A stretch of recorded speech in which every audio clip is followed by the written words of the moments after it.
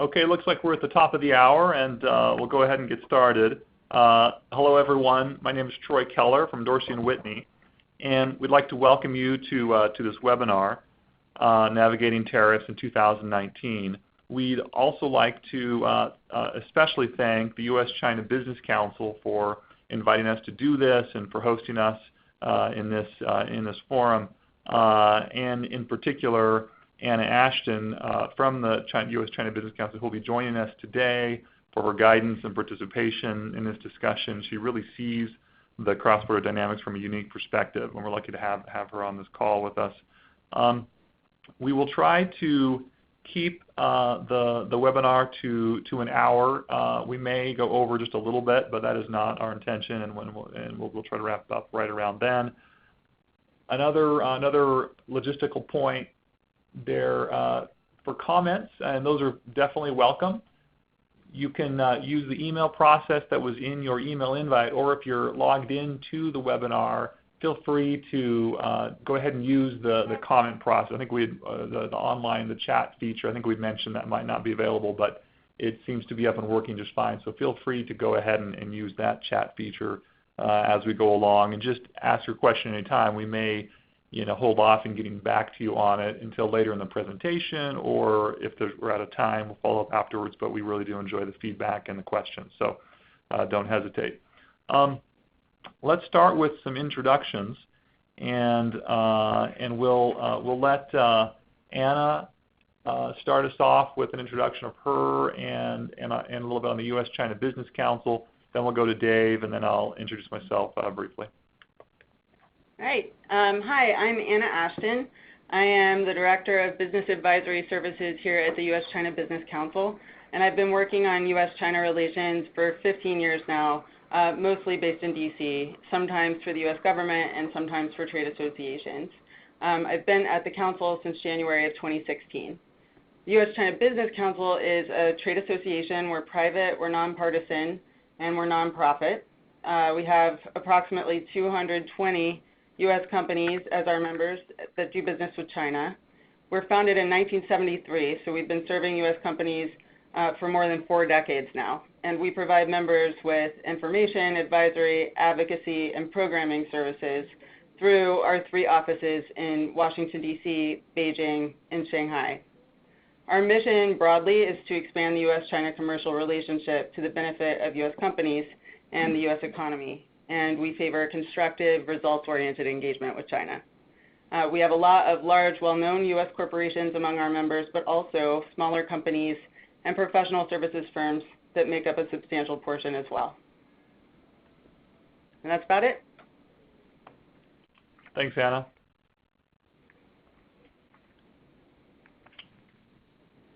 So Dave Townsend, who's here at Dorsey and Whitney with me. Dave, do you want to go ahead and introduce yourself?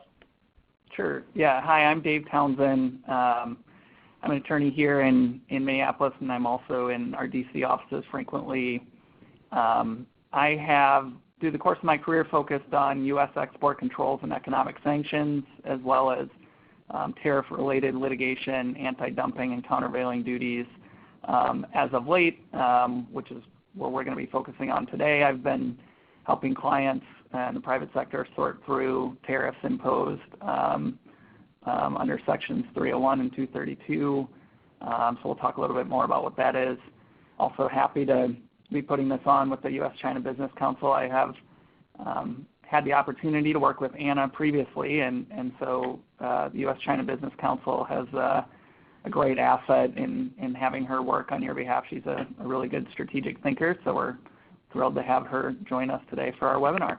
I'll turn it back to you, Troy. Thanks, and I agree with all that. And I should note, Dave and I have done a couple of these or similar webinars in the past, and Dave is he is our resident expert here on some of these trade trends. His knowledge is extensive, and we'll put that to the test today on some of this discussion. Although, Dave, I'll try not to ask you any questions on trade dynamics with Greenland, which suddenly is very interesting, right? So real quickly, my name is Troy Keller. As I said, I'm an attorney here. I also split time between two offices, Salt Lake City and Washington, D.C. I do general corporate representation, which includes a good deal of government relations and policy work, and I work on a range of policy matters, including advocacy on trade issues quite a bit these days. My background includes many years of being in-house at Fortune 500 companies. Okay, so let's jump in.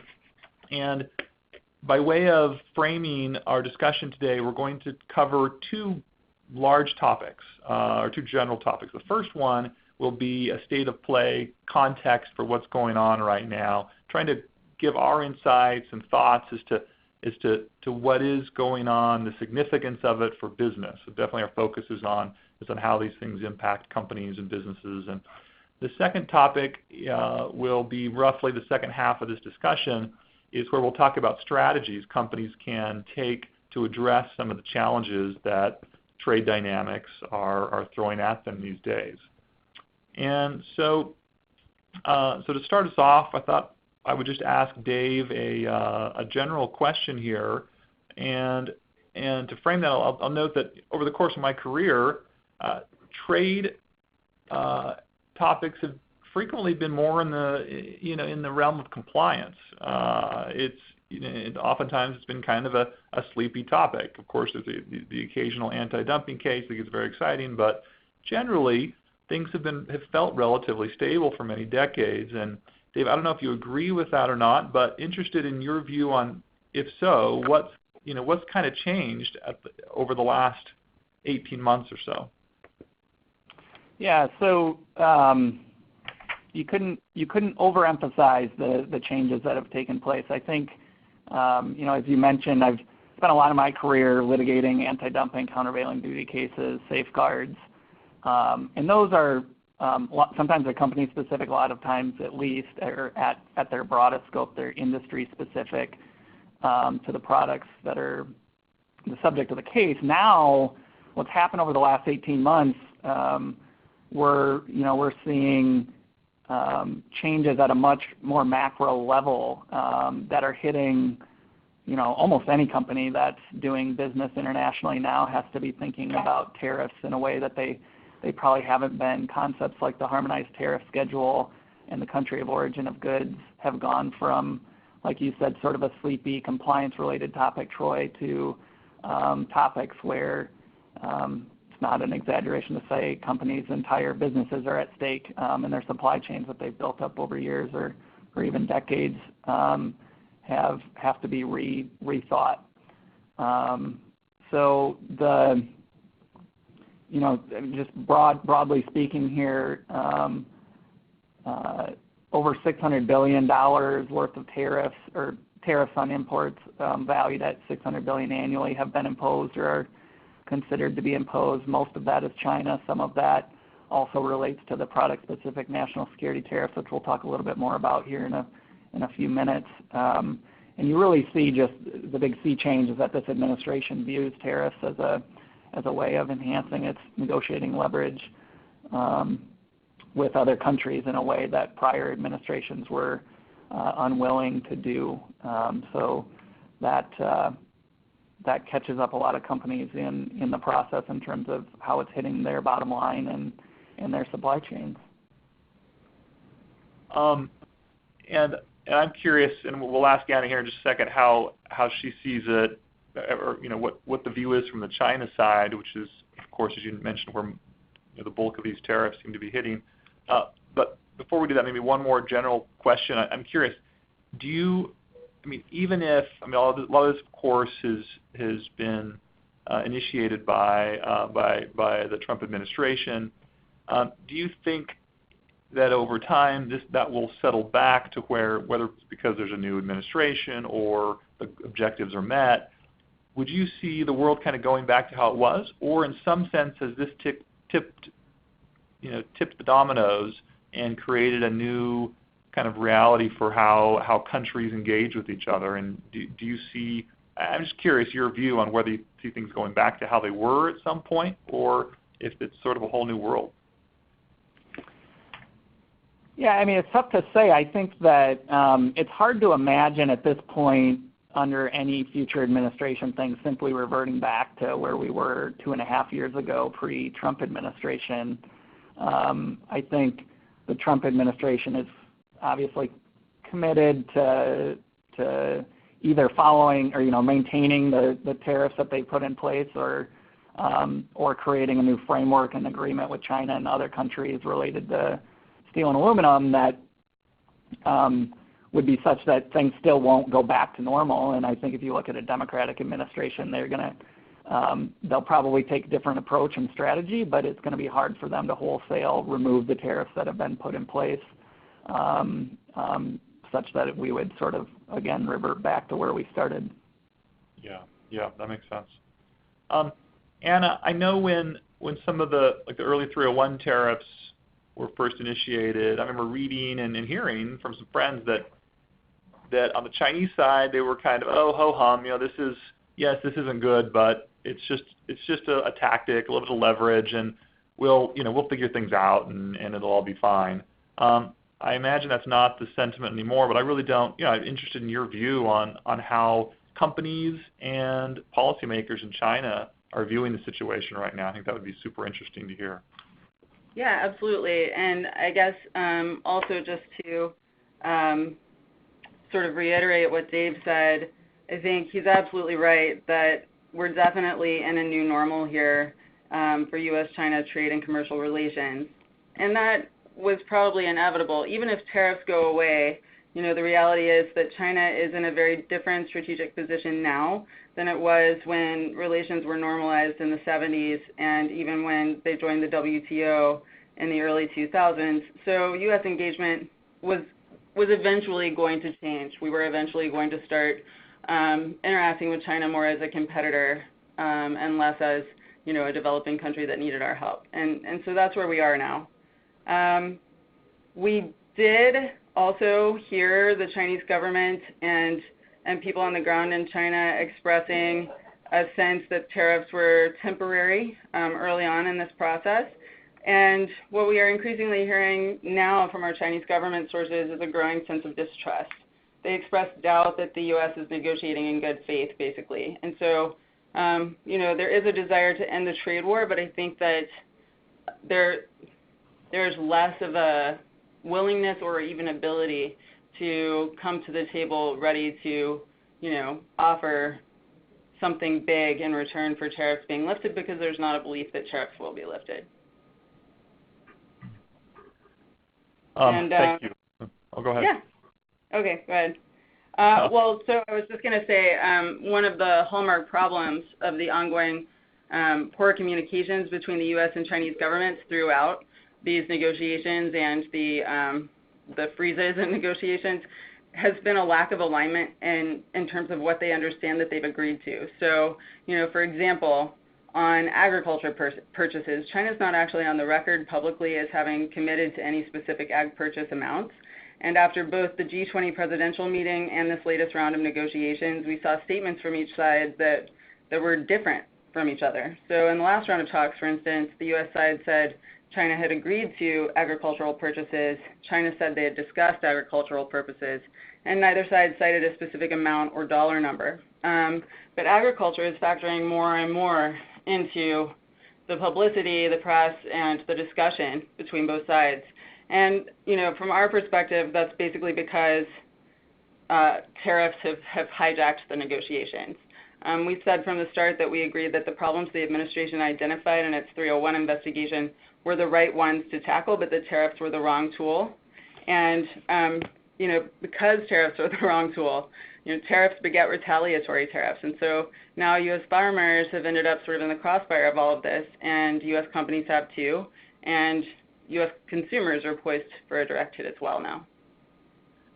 It's definitely a complicated landscape. Yes. Dave, do you want to give us a quick overview of when we refer to we well know it's in the headlines every day. This Anna rightly put it, a trade war with China. Do you want to give us some specifics on what exactly that is and what that means? And then maybe a follow-up question for you on that is, why is this all being done out of the administration? I mean, this may feel like a dumb question, but the Constitution says Congress is supposed to manage tariffs and taxes and levies. Why is Congress not really involved in this, or are they? So anyway, a quick question for you on that as well. Yeah, sure. And I'll start just with a really quick overview of what's happened.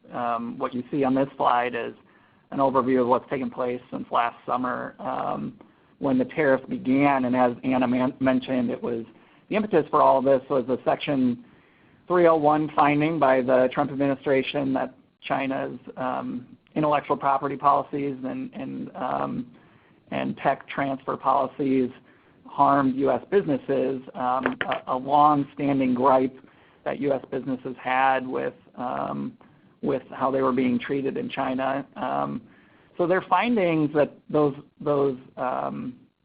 policies were in fact unfair to U.S. businesses created the legal framework for them to then begin imposing tariffs, which they've done through 3 lists, which are already into effect, and then we have the 4th list, which began at the beginning of September, and then the final round, which would go into effect December 15th, list 4B, with 10% duties. Subject to certain exceptions, we note there are certain classes of products that are carved out, as well as the USTR-specific, product-specific exclusions. Just to give you some gauge of how significant this is, U.S. Customs has assessed $24.4 billion tariffs, has collected that much in tariffs since this began, and so that's been about a year. And typically, Customs collects, I think, between 30 and 40 billion. So it's a huge increase in the amount of products that are subject to tariffs as they enter the United States. And then going to your question, Troy, why does this happen? Why is Congress not involved in it? In the process, I would say a few things. One, Section 301 is a grant of authority to the president that allows him to take pretty broad action, almost anything he wants, upon finding that there is a foreign government policy or practice that's unjust or discriminatory to U.S. businesses. So again, that was the 301 finding with respect to IP. So in a sense, Congress has granted the president the authority to do this. But also, as noted earlier, the Trump administration has taken novel and broad interpretations of that law. I think there could be, and I would not be surprised to see private sector companies beginning to argue that products that are on these later lists, List 3, List 4A, List 4B, exceeded the president's authority under Section 301. It's one thing to say, that the unjust Chinese practices are a basis for limited retaliation. It's another to say that these later lists, which at least in part were because of the Chinese counter-retaliation, were authorized under Section 301. But then related to that, it's not easy to challenge the president's exercise of authority under these statutes, both the 301 and the 232 national security tariffs, because one, the authority is so broad, and then two, courts are very reluctant, as you might imagine, to step in and say the president was wrong in exercising the authority because the grants of authority are so significant. So there is litigation in this space. The litigation has thus far not been successful, and it's tough to say that there is a good legal challenge out there that will ultimately win the day in court and get some of these tariffs overturned. Yeah. I guess. Go ahead. Yeah, Troy, I was going to turn it back to you since you follow Congress closely. Do you see legislative vehicles or legislation moving that might nullify some of these actions? Yeah, that's a great question. I think in the short term the answer is definitely no, but it's not. But that doesn't mean there isn't a lot of debate and a lot of bills being proposed that go both ways on that. Like even just within the Republicans, you've got there's a bill Lindsey Graham sponsored that would effectively give the president more authority, even more discretion, so he doesn't have to tie it to to some of the things you described as the basis for 301 and 232, whether it's security or or IP issues, and that's actually gotten a good deal of support. I mean, it's not going to get through, but it's has quite a bit of support for it. And then, like I said, in the Republican Party, you've also got, on the flip side, you've got Mike Lee, who's had a bill, frankly, out there for a number of years before any of this even really started percolating, and it's with his kind of constitutional mindset, his bill very much was one of this should be a congressional, just like taxes.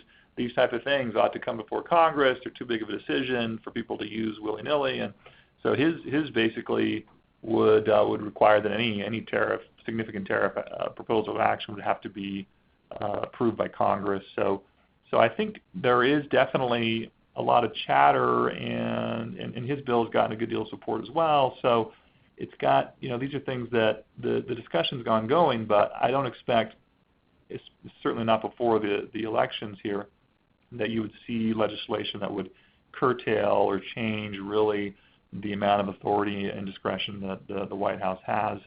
However, I will say that a little longer term, it wouldn't surprise me if as people look back on this era, that something changes in terms of the amount of authority that is given to the White House. Okay, let's move on to the next slide, and this is on Huawei, which is, as we know, is not really a tariff specific situation. However, it's very much within this related and within this area, and it's all, and frankly, it's one that's that confuses me frequently. And so Dave, it might not be a fair question. If you can answer it, at the very least, we should be paying you a lot more, and at least or at the most, you should get nominated to the Supreme Court, frankly. But what is the state of the law right now with respect to Huawei, and and I know this could be a very complex question, but just give us stuff like what is going on, because it feels like there's a restriction, but there are lots of exceptions in the context of doing business with Huawei, and I find it confusing. I just wonder if you have a way to help clarify it for folks. Sure. Yeah. So in May, the Bureau of Industry and Security put Huawei on what's called the Entity List, and they issued an order saying that U.S. companies couldn't provide anything that's subject to the jurisdiction of the Export Administration regulations to Huawei. They did issue a temporary general license for some existing network and equipment that Huawei had sold, basically to allow people holding Huawei products to continue to get updates and have their product work without being in violation of U.S. export controls. The scope of business implicated and caught up in this is huge. I mean, you talk about these are export controls, so it's primarily relating to companies in the United States or who are selling products subject to the U.S. Export Administration regulations, providing things to Huawei, exporting to Huawei. $11 billion in annual sales reportedly from the United States as electronic suppliers provide things to Huawei. But it also, because of the way the U.S. Export Administration regulations work, the EAR, it sweeps in a lot of other things that you wouldn't expect. And I mean, some obvious examples, companies that are non-U.S. companies are now looking at whether their supply chains allow them to continue business with Huawei without providing anything that's subject to the EAR, whether it's foreign-made goods or technology and software that they use that accompany their goods. Any of that can potentially be prohibited under what the U.S. government did with respect to Huawei. And then to answer your question, what kinds of industries are we talking? Just telecom here? The answer is no. It goes well beyond telecom. I mentioned the electronics industry, supply chain, equipment manufacturers here in the United States often will have significant sales to a company like Huawei to help Huawei manufacture products. Those can either maybe illegal, or if they're foreign-made products, create a big question about whether the foreign-made product is or is not subject to export administration. And then those are kind of the obvious ones. The less obvious ones that are significant that show how broadly this applies is that even things like academic exchanges, standard-setting organizations where Huawei has participated in, if you have a U.S. company participating in standard setting, that is called into question because the process by which the electronic standards or other product standards can involve exchange of technical information that might be subject to the EAR. So that has potentially become disrupted as well. And just yesterday, or actually today, in the Federal Register, BIS published some clarifications on that in terms of what circumstances U.S. persons can exchange things with Huawei. So it continues to evolve. There's a lot of business at stake, and it impacts broadly beyond just the telecom industry. Yeah, it sounds like a lot of perhaps some unintended consequences as well as companies are struggling to try to be compliant. Yeah. Certainly, yeah. Anna, Huawei, obviously national champion for China and globally, is a very important company in networking and the rollout of 5G, for example. How has China taken this specifically? Do you think that over in China the view on this is different than it is on the tariff? They put this in a different category. Has there been any retaliation or response in this to this action? Yeah, so an interesting thing about this situation is that the 301 investigation and other sort of U.S. government focuses on things that China does in its trade relationships that are not fair trade practices, has been addressing the fact that China has pretty robust industrial policies focused on promoting indigenous innovation and gives a lot of subsidies to state-owned enterprises and to private domestic companies in specific industries that it is targeted for development. And Huawei and in general the ICT industry were targeted in this way under the Made in China 2025 industrial plan. What our actions against Huawei have done have been to sort of reinforce China's sense that it needs that kind of industrial planning, and it needs to have indigenous sources for its ICT companies because it can't rely on supply chains from abroad, especially not the U.S. So our overall view towards this and how to approach it is obviously national security is critical and can't be sacrificed in the name of trade, but the golden rule of trade policy is do unto foreign companies as you would have foreign governments do to your companies. Oh. And so we see national security as something that needs to be used not as a means of protectionism. It's very important that it not be conflated with trade policy. And then also the United States really needs to be relying on strong rule of law to deal with these issues and again, not confusing national security and trade, which unfortunately has happened a lot in administration announcements. There's been a lot of confusion. In terms of what we're seeing that might be retaliation from China, we've certainly seen them move forward with policies that we thought they might be reconsidering or modifying, like the data privacy regulations that came out recently, but also they announced the unreliable entities list in May of 2019, which basically would target foreign companies, organizations, and individuals that don't obey market rules and block supplies to Chinese entities for non-commercial reasons. To us, that's shorthand or that's a fancy way of saying, if you comply with the order from the U.S. government that puts Huawei on the entities list and stop doing business with them according to your business contracts, then you might end up getting added to the unreliable entity list. We don't know exactly what the implications of being added to the list will be, but we know that they could potentially be pretty significant criminal. Also, they've talked about things like curtailing rare earth supplies.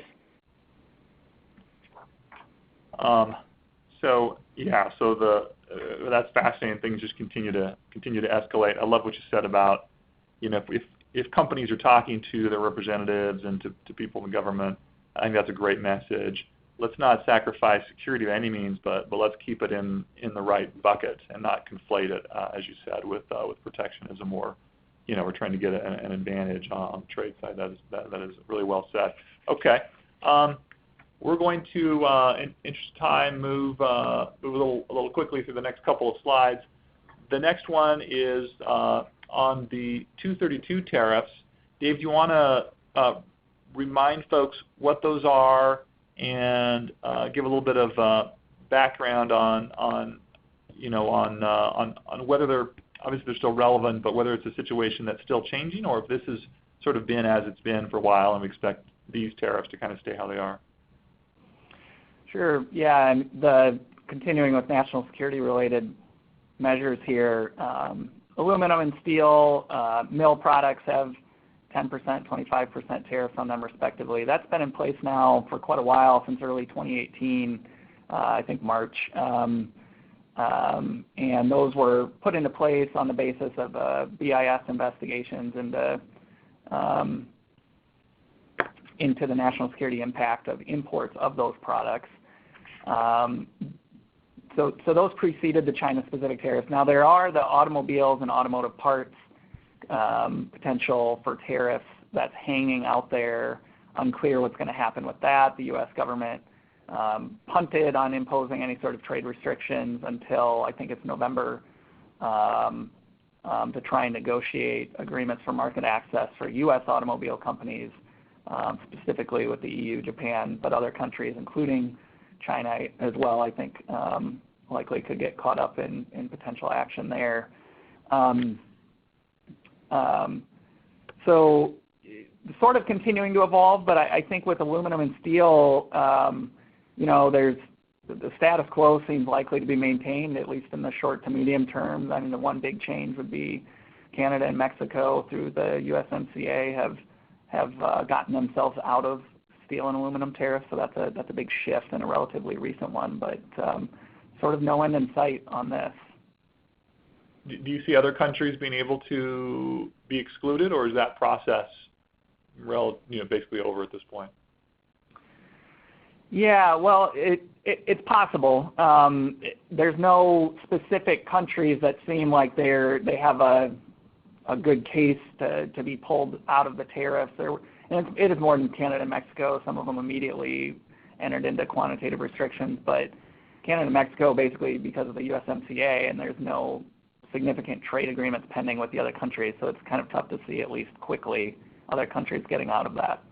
Yeah, that makes sense. And Anna, these aren't, at least on the face, they're not targeted towards China. How relevant are these tariffs? And obviously the 301 tariffs are hugely relevant because they're directly targeted at China in most cases. But how relevant are these to that broader dynamic? So I think there are a couple points to be made here. First of all, like the blurring of national security and trade issues in some of the U.S. government statements, at least around the Huawei listing and export controls, we're seeing a similar theme here with the 232 actions, because what has happened is that aluminum and steel and these other items have been put in a national security context with a national security justification for what doesn't really look like a national security issue on its face. And that's a very slippery slope, and perhaps something that Dave could chime in more about either now or later in the presentation, because it's also playing out at the WTO.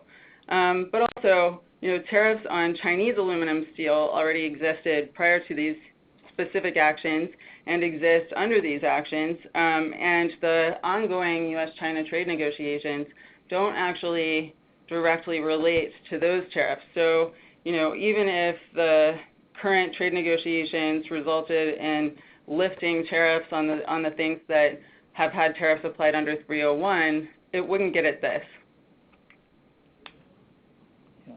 It's a good point on the WTO. They're supposed to be the global arbiter on a lot of these types of issues. And Dave, what do you see the WTO doing much one way or the other on this?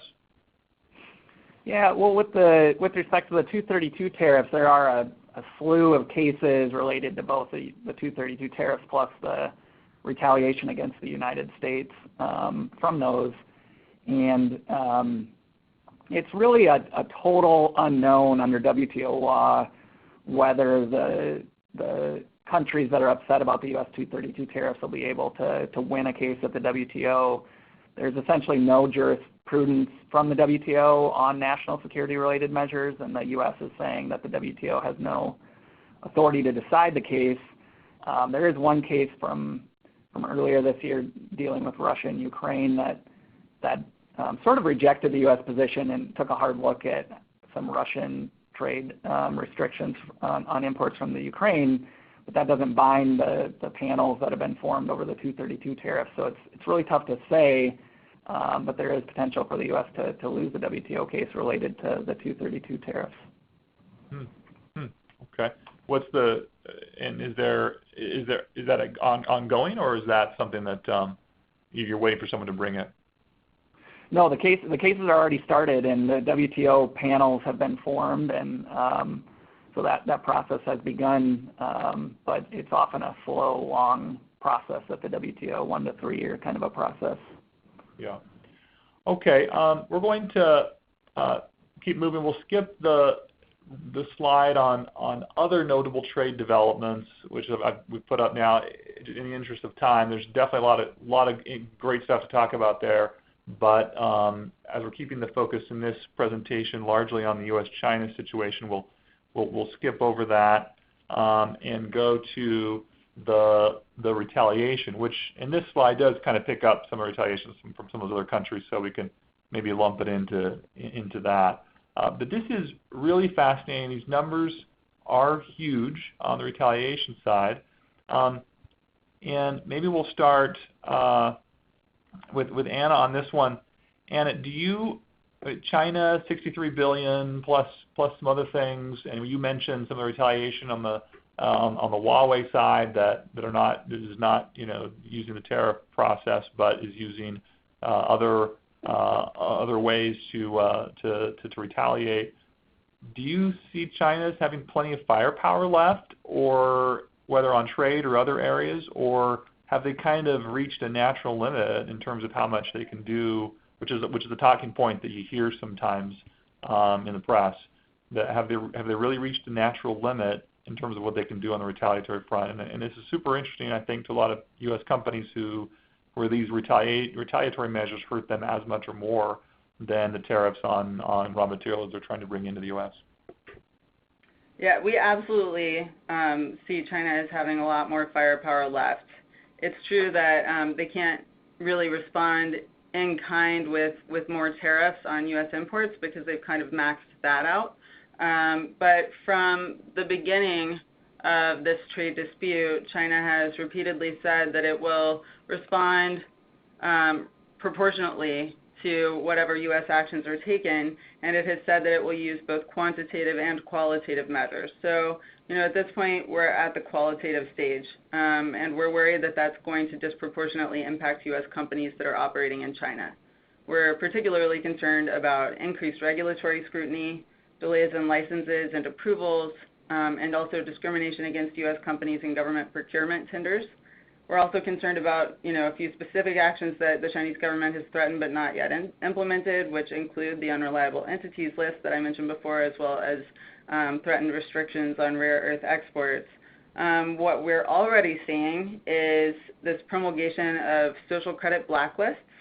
The blacklists would allow the Chinese government to signal to regulators at all levels to make things more difficult for certain foreign companies, while claiming at the same time that they're not discriminatory measures because the blacklists apply to all companies operating in the Chinese market.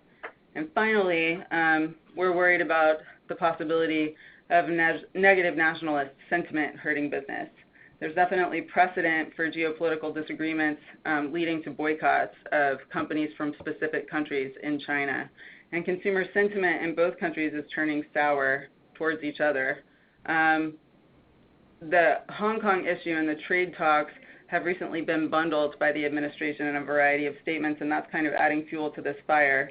And it doesn't help that there are existing popular perceptions that the U.S. is somehow behind the Hong Kong unrest. In a recent study polling U.S. and Chinese consumers, 68% of Chinese consumers said that their opinion of U.S. companies had become far more negative in the last year. And, the U.S. is now ranked behind European companies and Japanese companies and South Korean companies, which is pretty bad. Yeah, especially given some of the dynamics with Japan historically that's amazing, between China and Japan. And as you're running through those, it felt like, a lot of those are the things that this trade war was started in order to try to fix, right? The way that U.S. companies are treated in terms of permitting and access to government support, et cetera, and licenses. So at least in the short term, it's having the opposite effect. Hopefully we get some good out of this in the end, but it's definitely hard to see at the moment. Thank you. Okay, so we're now moving on to topic 2 in terms of strategies for dealing with tariffs. And Dave, do you want to give us sort of an overview of this? I know that a lot of companies sometimes feel like they don't really have options here, that it's a framework that sort of happens to them and they just have to live with it. And I know that you spend a lot of time helping companies actually strategize and figure out ways to thrive even in this kind of a scenario. Do you want to comment on that? Yeah, the starting point in terms of looking at strategies is mapping out the supply chain and how the tariffs hit it. There's the real basic elements are, how are your products classified, what's their country of origin, and then how are they valued. These three concepts, it's worth noting since we're talking about trade both ways and commerce both into and from the United States. These apply to all countries, almost all countries. They certainly apply to China. It applies to if you're importing goods into France. It applies to if you're importing goods into the United States.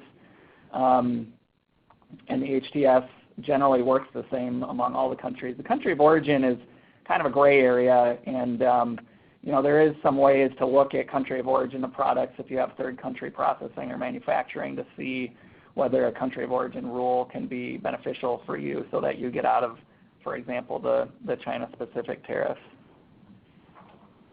And thanks, and I'll let you sort of carry on with some of these strategies. But Ann, I know that obviously U.S.-China Business Council, this core function for you guys, which is to help companies both on the advocacy front and on the specifics and strategies. So please chime in at any point as Dave kind of walks through a couple of these strategies, and with that we'll move on to the next one. Sure. So this is an example where a U.S. company was getting hit twice by tariffs. One, it was importing an aluminum product that was finished in the United States into a particular part. That part was then sort of the core of a machine, and the part was sent from the United States to China, where it was put into the machine. So the company, one, was getting hit by the aluminum tariffs, and you could sub in a steel part instead of an aluminum part here. You'd have the same outcome. One, they were getting hit by the 232 tariffs as the product was imported, and then two, the product was subject to 25% tariffs as it went back to China.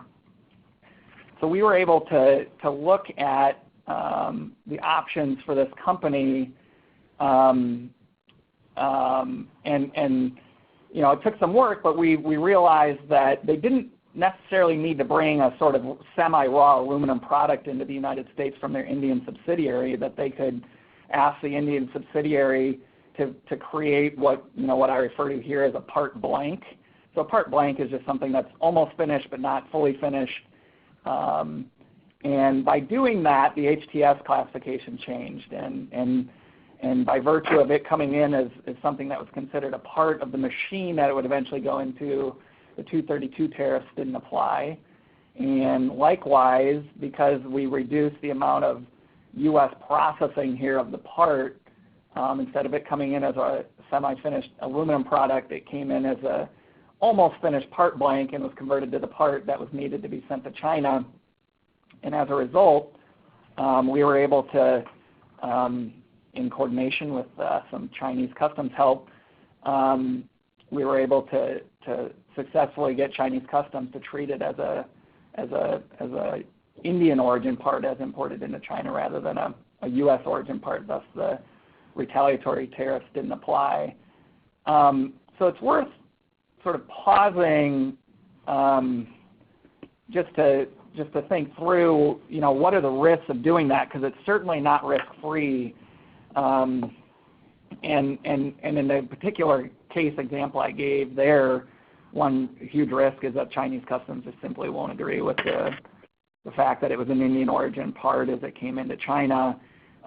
Likewise, with respect to the 232 duties, as well as 301 duties, customs can essentially go back for almost a year, 300 days on your imports and reject your entry summaries, so that if you take a position that's sort of aggressive with customs and then customs disagrees with it, you have to be ready for that, because you could end up owing a very large retroactive duty bill.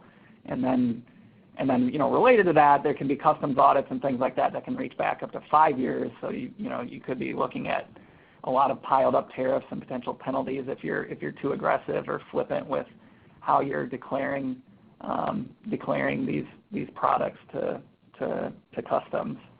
So it's more than just putting a bow on it. You've got to do real change and make sure that it matches the framework. But nonetheless, these are real solutions.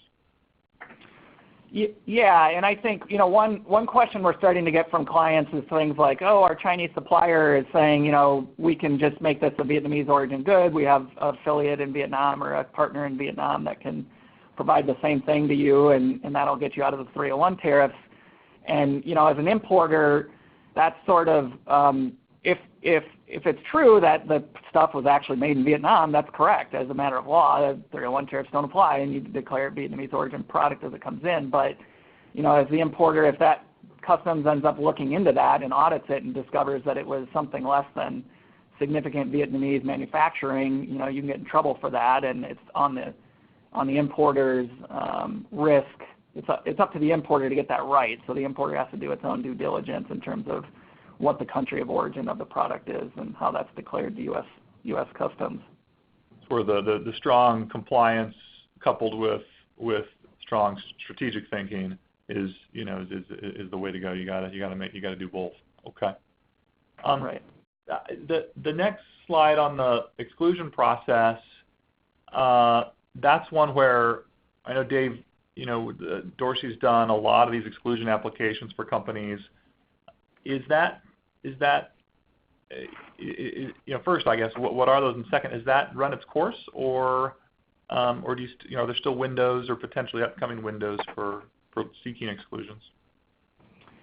Yeah, well, on the 301, the China-specific tariffs, some of the deadlines have passed. You can see here the list 3, the very large 250 billion list, that remains open until September 30th. So there's some time if your products are subject to that third list, and then list 4A and 4B have yet to come as those tariffs go into effect. USTR will roll out an exclusion process.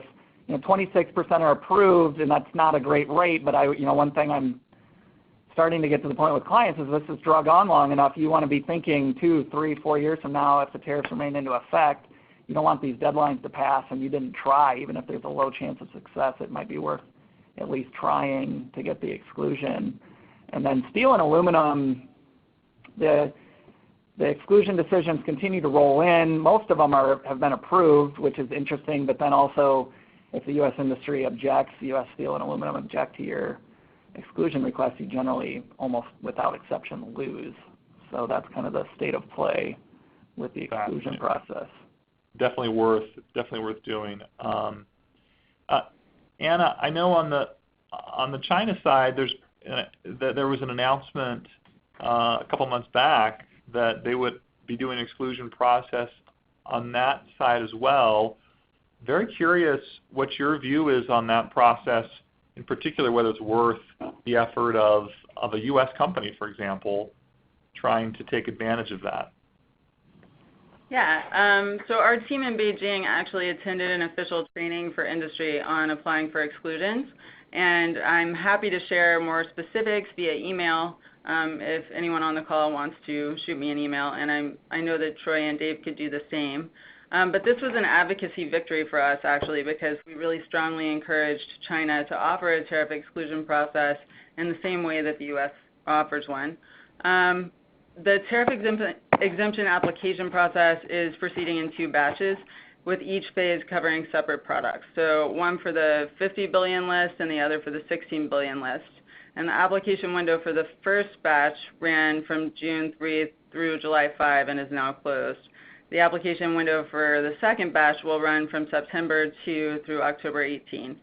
Once the final exclusion lists are announced, and we don't know exactly when that will be, they will be in place for a year, which is similar to the U.S. side.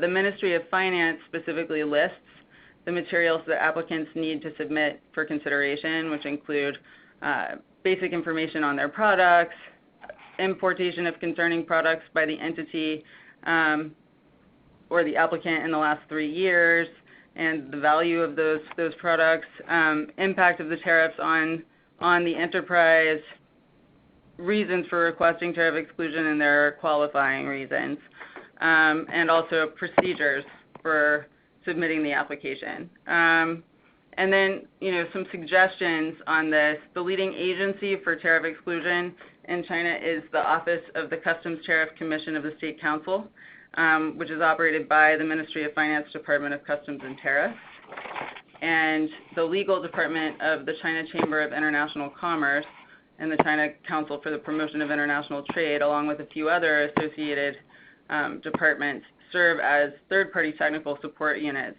responsible for guiding companies and associations that are filing for exemptions, but they won't provide consultation on whether or not the exemption is likely to be successful, and they're not the decision makers, but they can help with guiding you through the process. And in your mind, especially given your role in the advocacy front, clearly it feels like it is worth it for U.S. companies to participate in that. I mean, it's absolutely worth trying if you're facing serious challenges to your business model as a result of the tariffs. I would also add, though, a big chunk of our work is advocacy towards the 2 governments, but also an increasing emphasis of our work these days has been connecting company representatives with legal experts and other service providers who can inform them of the existence of these sorts of strategies for dealing with the tariffs and with the export control situation. And we like to invite experts to lay out this information in presentations like this one, as well as in articles in China Business Review, which is our online magazine that is public-facing. So if you're on the call and you're not a member, that's an available resource that may have more information for you. But we also always encourage companies to consult legal counsel on specific ways of mitigating the challenges that their business is facing, because we're not the legal experts for this kind of stuff. We can connect you with the legal experts, but you got to consult a legal expert. Yeah, especially given some of the points Dave made earlier about some of the risks for the unwary. And I would just sort of add on both the U.S. and the Chinese side, it's important to fill out the application, but it's more important to tell your story in as compelling a way as possible, and that's where people who have a lot of experience can help you in getting your, whether it's again the U.S. or in China, if it makes sense to the person reading your application, if it's something that they say, yeah, this is a value to China, it makes sense, we see the story, this is important for our jobs and our people, then you can get approved. Doesn't matter where you're coming from. So anyway, let's Dave, do you want to? There are a couple of other a couple last strategies here that we wanted to flag for folks. Do you want to walk through those, and then we'll kind of wrap it up on the last slide? Yeah, sure. Well, one thing is, we just wanted to point out, we can get through this really quickly, just that, you can try and mitigate the risk. If you're an importer of record, you can mitigate the risk through contracts if you have a long-standing supply agreement that goes beyond just purchase orders. So we give a couple examples of those. One would be like sharing the tariffs owed, and then the second would be basically the parties agree to sit down and renegotiate pricing to the extent that tariffs kick in. And these are good strategies ahead of time, or they might be strategies if your products are coming in tariff-free or at a preferential rate. Given all the geopolitical risk right now, it's sort of tough to tell where the next fire is going to be started, with what country and what country of origin. Thinking the Mexico example, that was a flashpoint that looked grim for a lot of U.S. companies very briefly, and then went away. But you want to be prepared for those so that you're not caught flat-footed.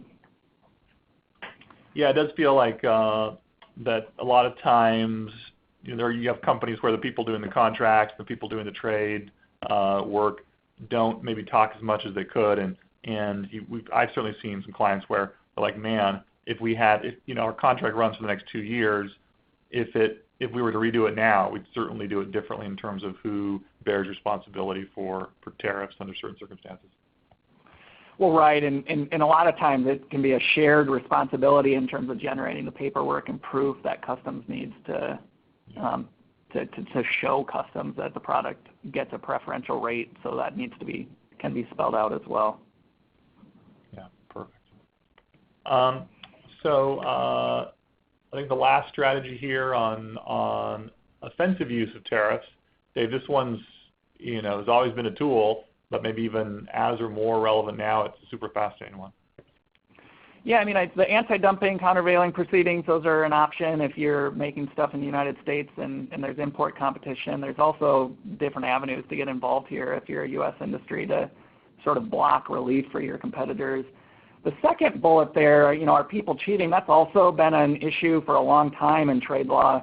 Something I've spent a lot of my time working on is either trying to catch cheaters or companies who are alleged to have cheated to prove to authorities that they actually had their ducks in a row. And I just would say that customs takes that seriously, and even if you're a foreign company, if you think your competitor is cheating, there is a way for you to initiate a process with customs to do some homework and try and put together evidence that shows that you've heard your customer is able to get tariff-free access in a way that violates U.S. trade law. So that's a way to do it. And then, Troy, I think this last slide is yours, which is to talk about some advocacy strategies. Yeah, we'll just spend a minute and wrap it up. But can't overestimate the importance of this. And we titled the slide "Advocacy." Probably actually should have titled it "Engagement," because whether it's the U.S. or you've got operations in China or operations in Europe, you are always going to be smarter about some of the strategies that you can take. You're always going to have more influence. People are going to check with you and take your view on how policy will impact business overall, which gives you the opportunity to have influence if you are engaged and if people know who you are in those countries where you operate. So maybe like an anecdote specifically on the exclusion process that we talked about earlier.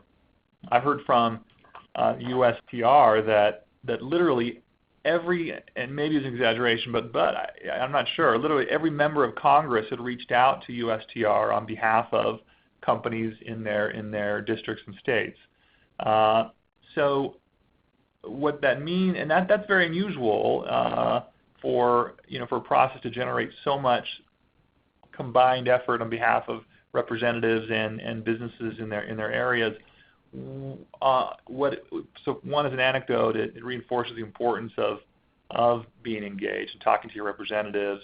On the other hand, in this case in particular, it means you almost have to do more than you normally would to stand out. And that's okay. There are plenty of people you can talk to. Start with your representatives, but also talk to your governor's office, get in front of Commerce, get in front of USTR. There are a lot of people that want to have the information and hear how things are impacting you, and then when your application comes through, and when you get your application, they are already familiar with your story and are much more likely to treat it favorably. And